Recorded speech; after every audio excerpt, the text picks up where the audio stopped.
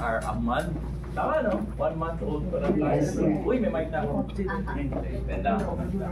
Yan. So after a month, may mga exciting developments sa show. Because the wonderful thing about this show is that nag-evolve siya. Like most game shows, yung saya, nanganganak ng saya, nanganganak ng ano ideas. And lumalaki yung grupo. So I'm here to present the new team that's also going to be presenting this show. First, of course, papakilala ko ang kagawad, ang head ng show na to, si Kags J. Gerald Gablao. Ay, akala ko may card pin. Hindi ka na direct, bilang kasya masyadong mahaba. Magandang hapon po. So, kaya po kayo nandito, open-minded po ba tayo? Sisimulan po. Dahil meron po kami mga bagong ibibigay at ihahanda sa inyo. Kailangan open tayo sa sayo. Galing na mag-segue, diba? Host kasi din. Oo, ganyan yun talaga. Makampanya natin sa awards. Di ba? Mga award-giving ba? Yes, Game show host. sayang naman. Have a seat, Kags J. Thank you po. Pwede Ang picture muna natin. ayan, picture daw muna siya. At excited po kami to be here today dahil nag-grow pa rin po yung family natin sa Barangay 5 Panalo. So maraming salamat po and excited din to meet who will be joining us sa barangay. Salamat po. Si Bob J. Bailey. Hello po, hi. Hindi siya kagawad. Ako po ay isang Lebanese. Hello, good afternoon po sa inyo lahat. Ako po si Bob J. Bailey at ang role ko po dito, ako si Boogie at nagtatrabaho po ako sa vulcanizing shop. So, maraming salamat po sa lahat ng press na nagpunta and kay Direk Percy at sa lahat po na nandito. Yan. Alright. Last year, sobrang saya namin ka-work siya and she's very new to the industry pero nakitaan namin ang potential. Miss Sam Coloso.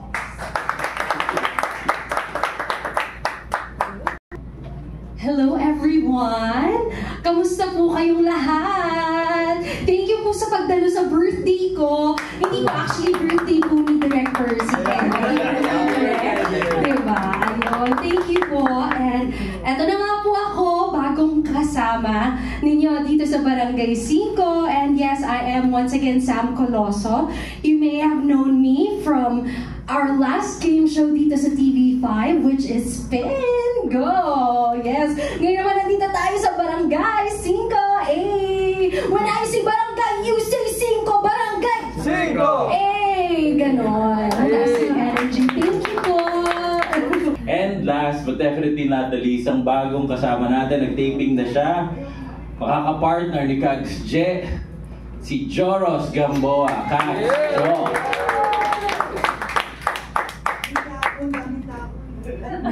Hello po. Hello everyone!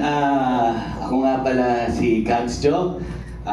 Gusto ko lang i-share sa inyo na medyo may transition na magaganap sa buhay ko. Pupolitiko na ako. Kaya mamaya meron po akong ipamimigay na sobre po sa inyo. Pakilamanan na lang kasi wala pa akong budget para sa election. God bless everyone. Thank you. Iba po, sige. May mapapansin po kayo kung yung masyadong pansin na kakagaling lang namin sa taping. Ayun po. Hello! Okay. Focus group nga kagad ang TV5 for the show at naaliw sila kasi itong show na to, yung mga games very fun, very playful based sa mga totoong nangyayari like yung ano nga ba title natin sa game, yung nanunungkit ng Kapitan Zungkit, nanunungkit ng mga sinampay ng kapitbahay, yun, yung saan ka pa, nangangapa sa isang malaking pool diba, ng mga items, yung barangay, yung Barya Fiesta, yung jackpot round, which hahakot ng pera. So these games, very physical, very visual, ang saya, and more importantly, actually, kaya mong gawin sa sarili mong birthday party, sa sarili mong Christmas party, sa barangay. So, yun. And ang maganda, the team, by the way, nandito si Direct Rich Ilustre, si Miss Yvette Borme, creative manager, at sa taas si Direct Nico, isa pa nating director. Nagbe-brainstorm sila lagi ng bagong games. So, every episode may bagong set of games. Unang-una po sa lahat, maraming salamat. Hindi, kasi dito sa Barangay 5, yung napanood ko to, kumpleto na. Saka, for me, parang bago to sa akin na yung gag show at the same time, game show siya. So, dito, yung pagpasok ko, ang contribution ko yung madadagdagan ng kabanteran, sina Je at sina SKKK. Ayan. So, mas mararamdaman natin dahan-dahan lumalaki yung pamilya. Kumbaga yung barangay natin. At mas maraming makaka-relate ngayon sa bawat pasok ng mga characters natin. Direct, where is this heading? Kasi of course, would they be able to like run out of ideas ng mga games in particular? And how has been like the participation of audiences as far as the show goes? Meron na bang mga contestants like coming from the public? Yeah. Yeah. Yung contestants natin are coming from the viewing public. We audition contestants, we do a cattle call. I don't think mauubusan ng games kasi talagang it's the team has been very playful sa pag-invento ng mga bagong games. At laging may bagong inspirasyon for a new game na try out. At yung iba, di ba, lumalaki habang tumatagal, nadadagdagan ng elements. So it's I think the show has a lot of legs. As sabi nga ni Kags Joe, it's also a sitcom. So habang tumatagal rin, alam naman natin ang sitcom, di ba, nakikilala mo yung character, sige, at home ka, nakukomportable ka, lalo ka nag-enjoy kasi para ka na may barkada, may tropa. And kung ano yung vision for the show, yun, mga 40 years. No? 40 years. Yun, marami. Okay. Has there been like other celebrities who have appeared in the show, or is there like a plan to do that? We have had cameo appearances from celebrities. Si Mark Logan, si MJ Marfori, who was here. Yeah. Si MJ. So may mga celebrities who do cameo appearances. Alright. Ako question ko. Kay Lats at kay Gerald, anong sabi niyo na lumalaki yung Barangay 5? Masaya po kasi I mean in a barangay talagang there's gonna be so many members in the barangay. So ngayon, since nagsimula kami ni Kags Jet, I mean kami lang yung start, but ngayon lumalaki. And so far na naglalawin yung tagal. And so far naman sa taping na andun na si Kags Joe, iba yung energy, iba din yung saya. So, excited ako kasi dun pa lang nagiging mas energetic, mas saya. So, dun pa lang. And then, I mean, sasama na rin si Sam. So, excited din po ako na parang magiging buhay na rin sa mga susunod na that will be joining the family, the Barangay 5 Panalo family. Yun.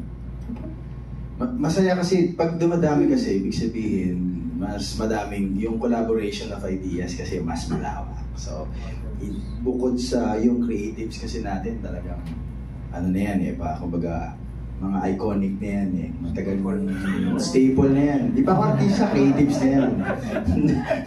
So, pero iba yung pag nakasalang kami nila Joros, pag nakasalang, iba rin yung maiisip namin in connection dun sa naisulat nila. So naisip ko, pag nadagdagan pa ito na nadagdagan, mas lalo pang sasaya, mas marami pang ideas na lalabas. So nakaka-excite. Kumusta po yung working relationship niyo sa isa't isa? Actually, hindi kami nagpapansin. Nagpa-plastikan lang kami. Trabaho lang. Pero mas napakahusay niya. Hindi, si George kasi matagal na kami magkakalala nito tsaka alam na namin. Oo, alam na namin yung hilat siya ng utak ng isa't isa. Tsaka mabilis din kami maka-pick up kagad ng gagawin o sasabihin. So, automatic, parang hindi kami nagtatrabaho. Para lang kaming yung barkadahan na nakatambay. Ang saya ng yung weights namin, yung comedy namin lumalabas sa gag. Tapos yung iba pang weights namin lumalabas sa banter with the contestants, so sa hosting. So, excited kasi narinig nyo naman kung paano si Sam magsalita, di ba? So, I bet ready rin si Sam na rumatsyada pag sumalang na. So, ganun ba? Pag nakikita nyo na kaagad kung ano yung dynamics. As your co-host, huwag mo ipilit yung singer. Mali yung linig mo. Yung tawag po namin sa kanya is tropoppable. So, parang makulit po siya, at the same time lovable din po siya. So parang yung character niya is just very nakakatawa na lovable din. So yun, I'm sure maraming matutuwa, matatawa. Saka siyempre, alam naman po natin si Joros Gamboa, ang pinakamatagal sa industriya in this set of cast. Hindi, kasi so yung wisdom ni Joros, kahit anong genre na ipapakita, automatic, alam niya kung paano mag-adjust. I think ito to. Tubay lang. Paano mo din i-describe? Actually, yung mga mahilig yung mga artista kasi mag-actually. Kaya kailangan yun yung first stroke. Actually, may mga artista kapag ini-interview. Actually, katulad nga ng sinabi ni na Gags J, na free-flowing atmosphere kami dito sa set. Kumbaga, may freedom kami lahat mag-contribute, mag-suggest, and napag-uusapan namin. Actually, marami pang mga surprises sa mga eksena namin na kailangan, syempre, kapag gagawa kayo ng mga ad-libs o kaya mga add-ons dun sa mga skit or hosting, kailangan nakalinya pa rin yun dun sa ginagawa namin trabaho. Hindi dapat yung sobrang layo ng mga hirip mo, makapagpatawa lang. So, ang namin, ma-entertain kayo, and at the same time, kailangan pulido pa rin ang dating kahit mga ad-libs na mga ginagawa namin. And, ayun, lahat dito, lahat ng cast, pati mga writers namin, pati sila direct, kapag nag-uusap-usap kami, para nga kami naglalaro. Minsan nga kinakabahan na kami, baka hindi na kami pasweldohin dito. Kasi di naman kayo nagtatrabaho, naglalaro kayo. Pero masaya at talagang magre-reflect sa mga audience natin. At sana, yun nga pala, isa rin gusto ng Barangay 5 Panalo is yung buhayin natin yung mga TV audience natin na syempre dumaan yung pandemic, nasanay silang kung kailan nila gusto mapanood. Pero ito yung tipong aabangan nila, tututukan nila ulit sa television. And yun yung maganda rito. 100,000. Kumusta yung challenge dito sa inyo since bagong concept siya, original siya, compared sa makakalaban ninyo na franchise, resold na yung idea, at sanay na yung mga tao sa ganong klaseng concept na game show? Dahil bago siya, may room for experimentation, collaboration. So kung para sa akin, kung comedy ang ginagawa mo, game show yung ginagawa mo, tapos may room for experimentation, automatic it's a fun experience. Automatic yun lang yung iniisip mo, hindi mo masyadong siniseryoso, walang masyadong impormasyong seryoso, walang masyadong technicalities, yung ganun. Basta sitcom, game show. So, andun lang pa lang kami ngayon sa idea na I always believe na kung masaya ang nangyayari sa isang shoot, mapapanood ng tao, mararamdaman ng tao na masaya. So, nandun lang kami. Pero yun nga, of course, the franchise thing nung sa kabila. Masaya naman din yun. So, but we're very hopeful kasi yung mga kapwa Pilipino natin hinahanap yung ganitong format. Oo, kasi parang yes, John. Ay, dadagdag ko lang sa kanya. Unang-una, actually, Kailangan consistent tayo dito. Hindi, yung formula kasing ginagawa namin, nakikita ko dito sa Barangay 5, yung hindi mauumay ang audience na parang paulit-ulit yung mga games na ano, ay alam ko na kung ano yung sunod. Dito, nag-iiba-iba. So at the same time, dahil iba-iba rin yung mga contestants, mas nagiging malawak yung pinapalabas natin dahil natatakil natin yung mga storya ng mga contestants at the same time. So mas maraming room for the show. Kasi yung concept niya, di ba parang laro lang sa kanto? Oo, barangay games. Oo, Concept Barangay namin. 5. Kaya ba Barangay 5? Kasi yung sa kayo sa studio kayo dahil doon talaga yung barangay nyo. Hindi kayo lumalabas sa mga barangay? Hindi ba? Tayo dinadayo. Pero balak din yun. Pero balak namin yan. Kaya siguro mga on the 12th season, sisimulan na namin yan. Sa Forbes siguro tayo. Yeah, so kung saan maraming pera, dahil na tayo magsisimula. Tayo pa yung bibigyan. Barangay 5, 100,000 pesos. Dadagdagan niyo ba? Ganun na tayo, di ba? Pwede rin sa Divisoria para may mga kargador na pwede maglaro. Actually, yun nga, sobrang I agree with you. And if going back to your question a while ago, in comparison with the other show, which is a franchise, this is purely Pinoy. That's the edge of the show. It's purely Pinoy. It's something two familiar things for Pinoy na pinagsama sa isang show. Gag show and game show. Pero ang challenge na dun sa inyo ay yung paano ito makapasok sa sistema ng mga tao, ng mga manood. Unlike sa mga nasanay na sila, alam na nila. So yun nga, so ano ang gagawin nyo para lang mapapatutok sila, magkaka-interest sila sa bagong concept na Pinoy na sasabi. Bukod doon sa the usual formula of the game show and the gag show, may kayang i-offer yung bawat isa sa amin which is yun yung doon nagsimula yung idea ng Tropang Trumpo dati. May karakter si Kuya Ogie, may karakter si Kuya Bitoy. Alam mo kagad paano bumitaw ng punchline si Kuya Ogie, iba rin paano bumitaw ng punchline si Kuya Bitoy. So I think yung may nirurut ka na karakter, automatic kung sino ba yung bibitaw ng punchline, yun yung binabalik namin actually dito tapos biglang mag-game show. So, actually, thank you for reminding us. Hindi, tama yung sinabi ni Jay. Yung tipong mag-grow yung audience sa amin dito. So, kumbaga, makakakuha tayo ng mga bagong audience din. Yung mga kabataan ngayon na nasanay na sa gadgets, mapapabalik natin sila sa television, sa panonood nito.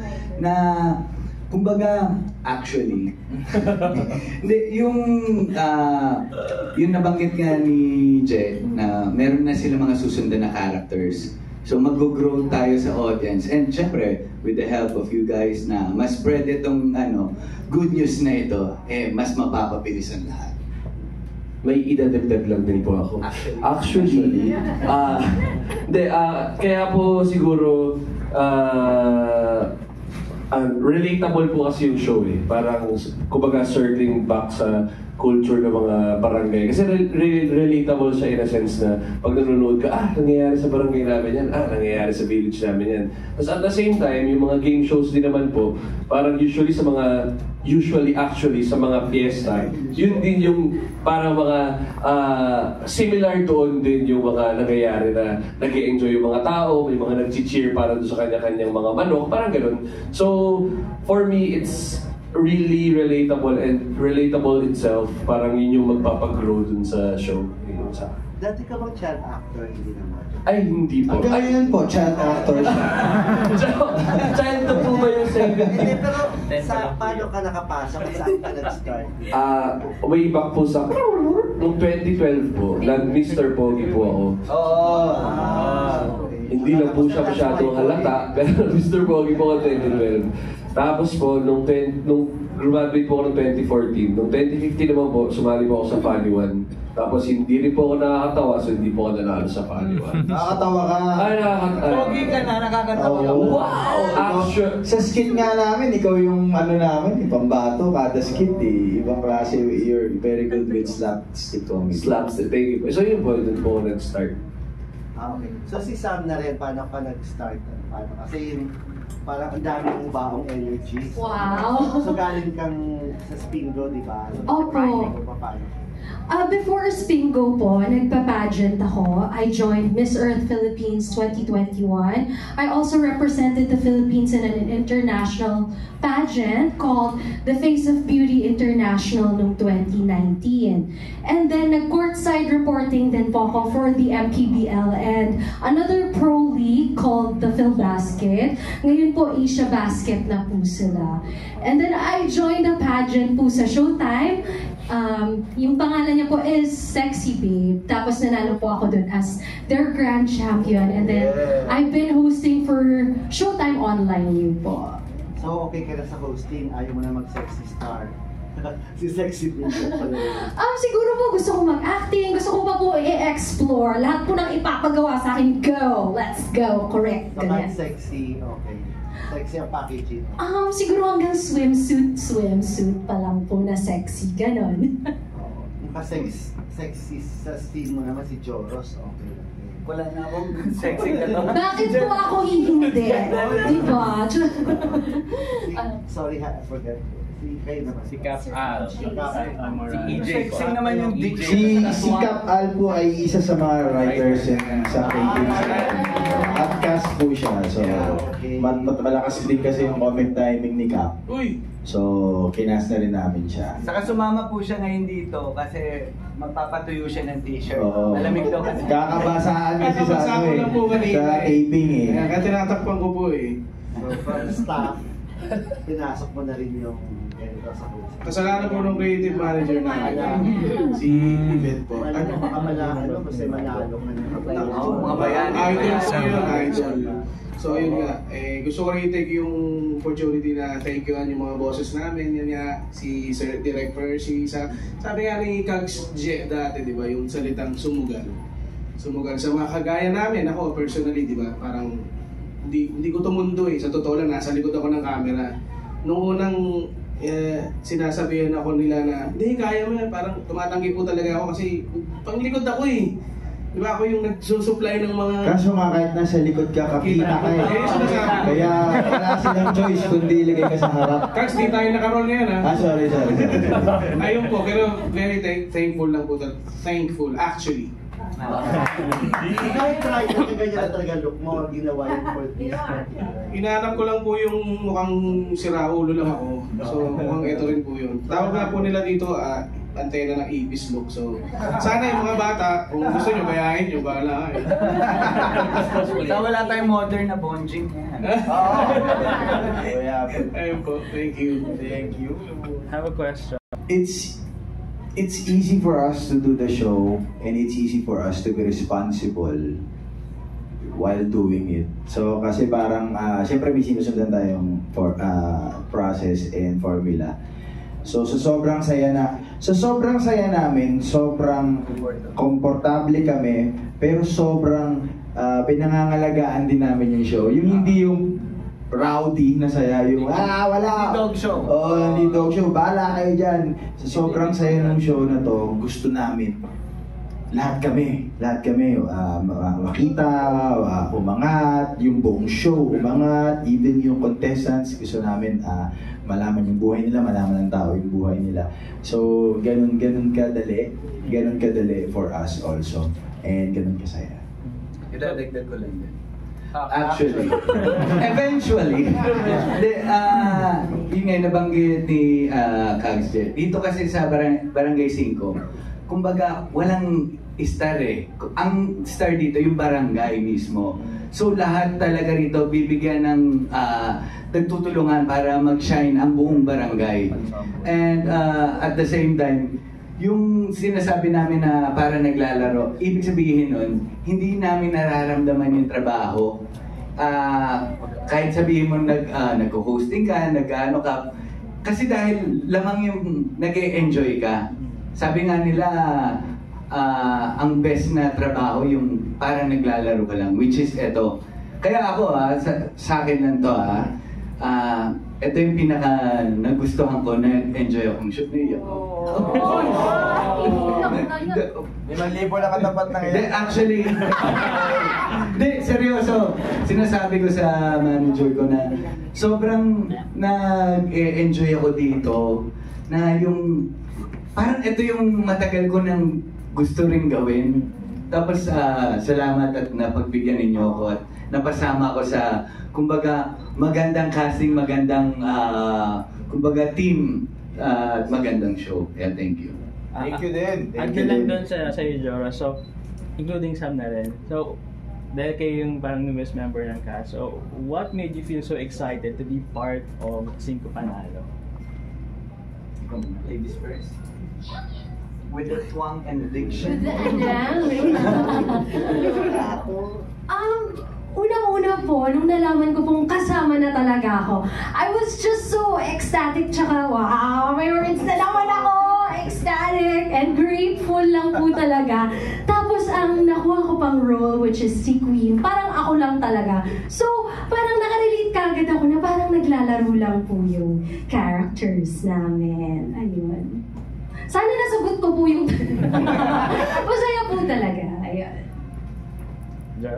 Ayun, katulad nung nasabi ko kanina, right after nung first taping ko, yun nga, tumawag agad ako sa sabi ko, ninong ko kasi, manager si Sir Noel, sabi, ninong, gustong-gusto ko tong show na to, kumbaga, sobrang blessing ito, sobrang, yun nga, alam niyo yung, kapag, di ba minsan nagkakaroon ka ng trabaho, tapos okay, trabaho, ganyan. Pero ito kasi parang nakikita ko yung future, yung malayo yung mararating nito. Dahil yung pinanood ko pa lang siya, kakaiba na nga siya, kumpara dun sa mga ibang game show, ibang sitcom dito, yung hindi ka magsasawang mapanood to. Kaya sobrang kailangan natin to sa mga kabataan dahil magugustuhan din to ng mga Gen Z. So yun yung audience na kailangan din natin makuha. Nung makakasama natin sila after 40, 50, 60 years, ayan, gano'n. Question po namin sa players, it's nice kasi syempre everyday, iba't iba. So, minsan mga bata, minsan mas matanda. So, syempre iba't iba yung energy nila na they bring. And it's always nice to know yung mga story nila. Minsan nakaka-inspire, minsan kami yung mag-i-empower sa kanila. So, iba't iba. Pero one thing that's consistent talaga is every single day, grabe yung energy nila. Na parang, oh my gosh, okay, ready na ready. So, they always really bring yung best energy sa mga episodes namin.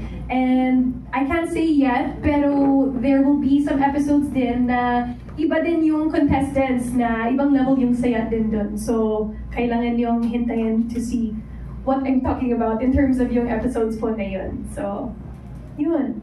Kayo po, Cats. Ano ba? Yung contestants namin, dito, they don't feel like they're contestants. Kasi barangay setup kami. Yun yung una ko napansin.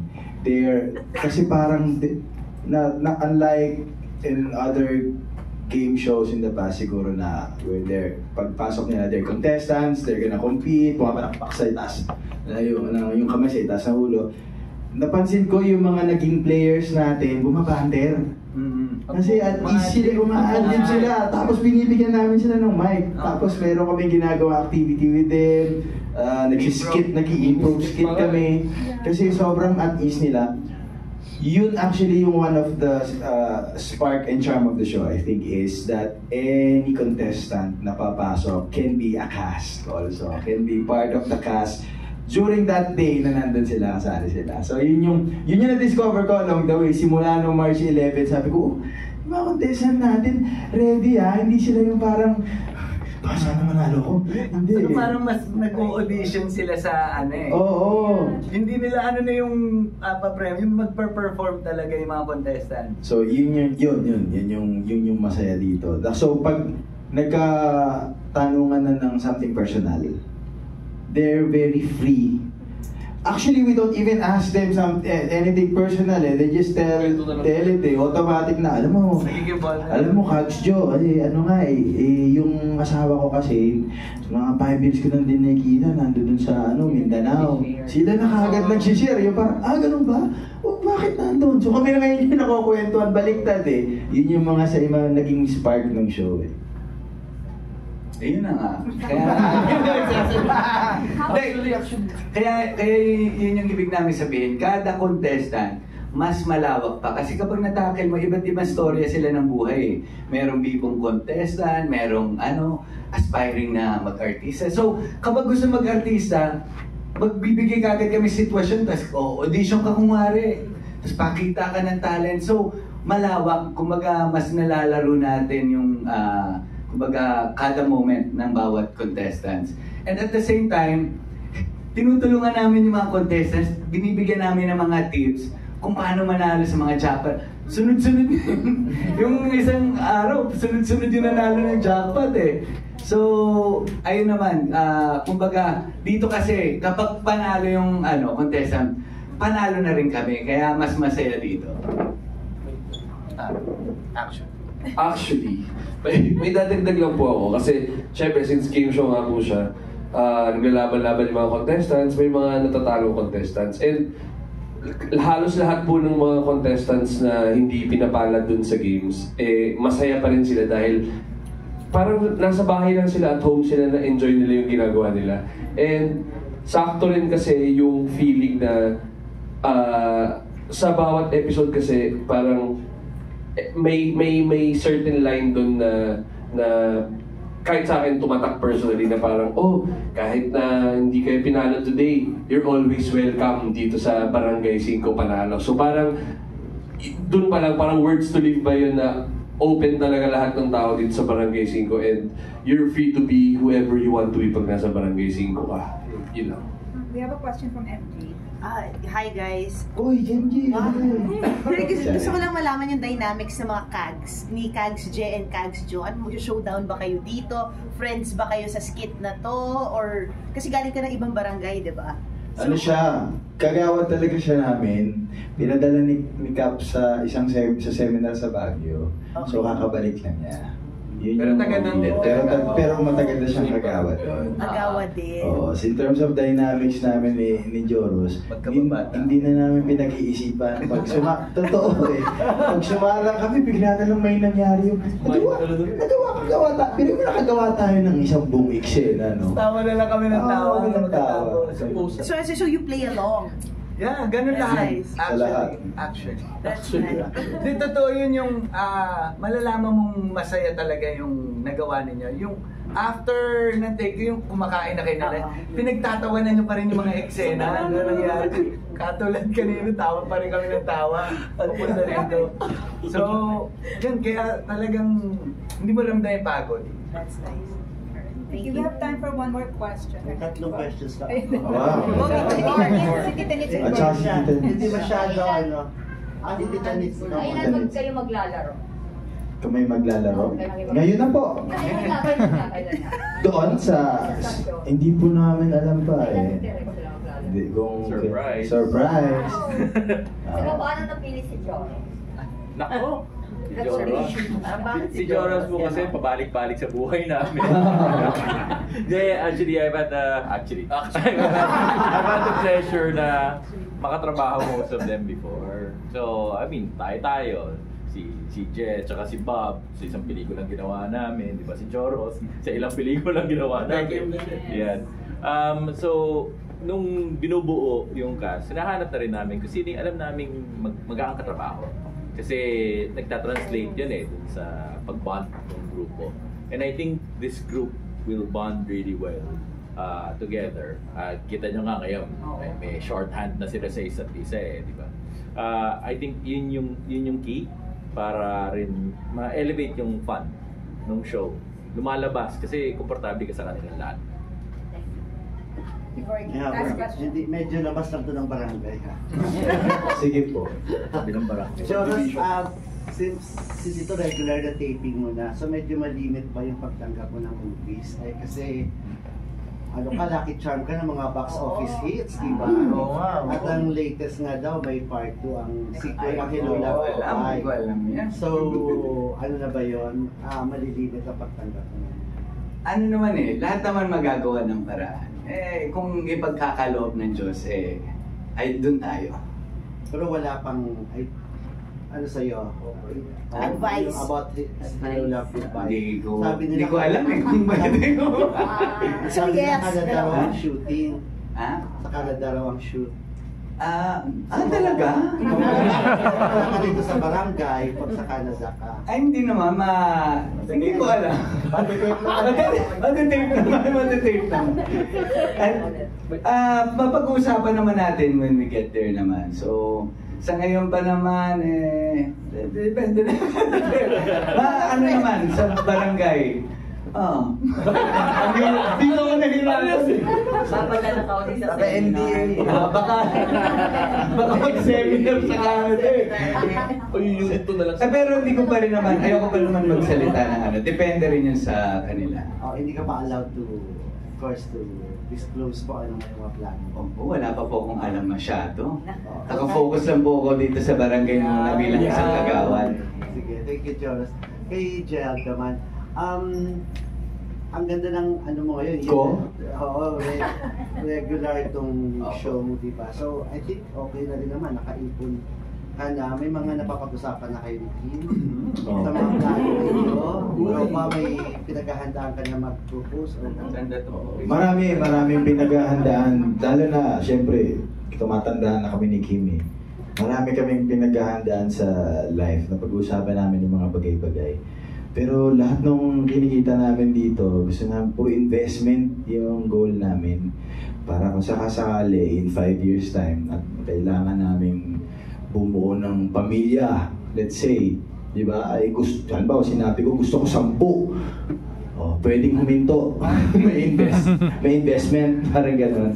So, parang nandun kami ngayon ni Kim naka-focus. And also sa, parang right after pandemic, during the pandemic kasi lalong na-push yung Kimje. Parang after pandemic po, parang individual brand naman, yung Kim Molina, Gerald Napoles. So, medyo niraratrat pa namin yun while planning things in our private life. So parang, sige, ano muna tayo? Go create your own path also. Go to your career journey, ikaw rin. Para lang, kasi may kanya-kanyang brand eh. Pero ramdam ko talaga parang... Pero may talaga. Lagi mo naman, dinidiin mo nga kami. So, Jem, may kayo, may savings, may joint account kayo na kayo doon na iniipon yung makita? Wala kami joint. Pero sa lahat ng gastusin, joint kami. Automatic, makaplano na. Sino magbabayad ng wifi? Sino magbabayad ng ganyan? Nakalista na yun sa amin. Kasi mag-live-in kami ni Kim. So walang conflict doon? Wala po. Medyo yung mga conflict ng live-in, sa tingin ko, nung nag-live-in kasi kami ng pandemic, so para mag-live-in at sumagal kayo ng live-in ng pandemic at malagpasan nyo yon, I don't think mayroon pang conflict na darating. Oo, mas conflict pa doon eh. Dami na rin namin away noon. Pandemic, Santa Makmak, lumabas yung ugali namin dalawa sa isa't isa. Mas magandang lumabas na, kasi bargasan talaga. Okay na rin yun. Okay, yun, doon mo matitest eh. Samahan ko ba ito na matagal sa buhay ko? Doon matitest eh. Pero bibigyan kita ng tip kapag kayo... ako na bahala doon sa tip namin. Hindi kapag wag na... Ako hindi ako nakikipag-join sa asawa ko. Sa kanya lang. Sa kanya lang? Taon lang. Baka, tingin naman budget na pang lang? Panggas. Panggas lang. Last na lang pa kay Kyla.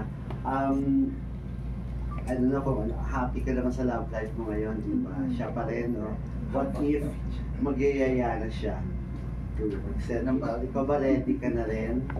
Opo, I think I'm at the age na rin po na that's parang the next step in life. So I think parang it's just a matter of time, and thankfully naman he met my family na they're based in Canada, so my family also boto din sila sa kanya. So basta if it's God's plans, I think there will be perfect timing po for that. Love na love ka rin ng mga future in-laws mo. Ah, really? Sana. Opo, buti alam niyo po. No, pero sobrang bait po din yung family niya kasi since yun nga po. Ano yung lola? Alam na. Ano bang pangalan? Close po yun ng lola. Hindi, may nagkarating lang. Oh, yun nga. Since malayo po yung family ko, yung family na, lalo na during the pandemic din, parang yung turing po nila sa akin is they really cared for me na parang ako din yung anak nila. So, I'm forever grateful po sa kanila and grateful to them for yung boyfriend ko.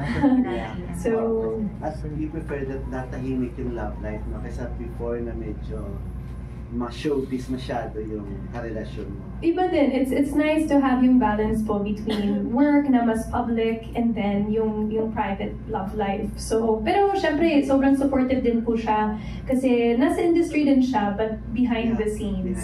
Yes. Opo. So, naintindihan din niya yung industry and he's very supportive. Pasensya na medyo sundot ko na lang dito. Okay. Once if magkita kayo dito ang guest, okay naman. Okay naman po. It's been a long time na since kami. So I think we've both, moved forward in our lives and I'm happy. Sana he's happy also. And I wish him all the best as well. Opo. Thank you. Thank you. Patuloy niyo po suportahan yung Barangay 5 Panalo. Ayan, Monday to Fridays, 5:30 PM sa TV5. Alright. Bob? Hello po, maraming salamat po sa lahat ng pumunta, sa lahat ng dumalo, sa lahat ng press, sa creatives, kay Direk Percy, and gusto ko lang din po formally magpasalamat for letting me inside the family. Tama, inside the family. Ayun, salamat po sa mainit na pagtanggap. Din po, Mondays to Fridays, 5:30 PM, Barangay 5 Panalo, only on TV5.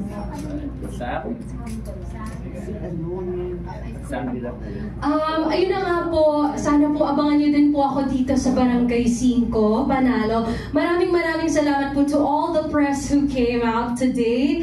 Thank you po. And ayun, I'm just so grateful po na yung pamilya namin dito, naniwala po ulit sa akin. Akala ko po talaga, rest ako ngayon, ganun. Pero binigyan po ulit ako ng opportunity. Kaya maraming salamat po, Direk, Ma'am Malu, Ma'am Evie. Thank you so much once again. Ayun. Kita-kita po tayo 5:30 PM Monday to Friday.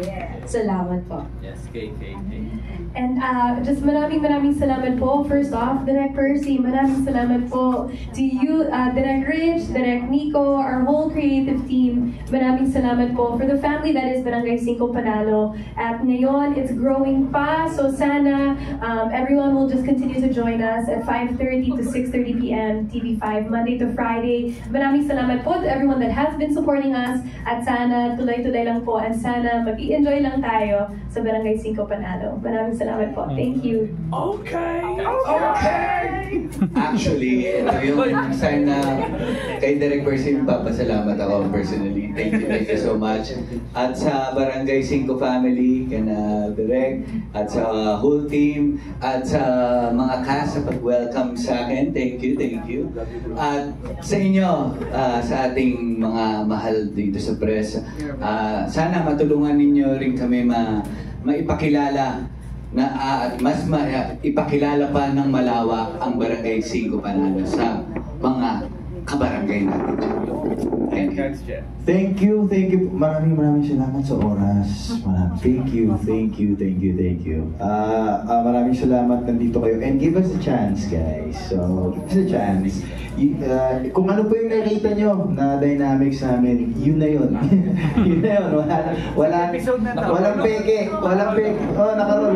Yun yung kaya sinasabi ko, give us a chance. Because I think that's really the charm of the show.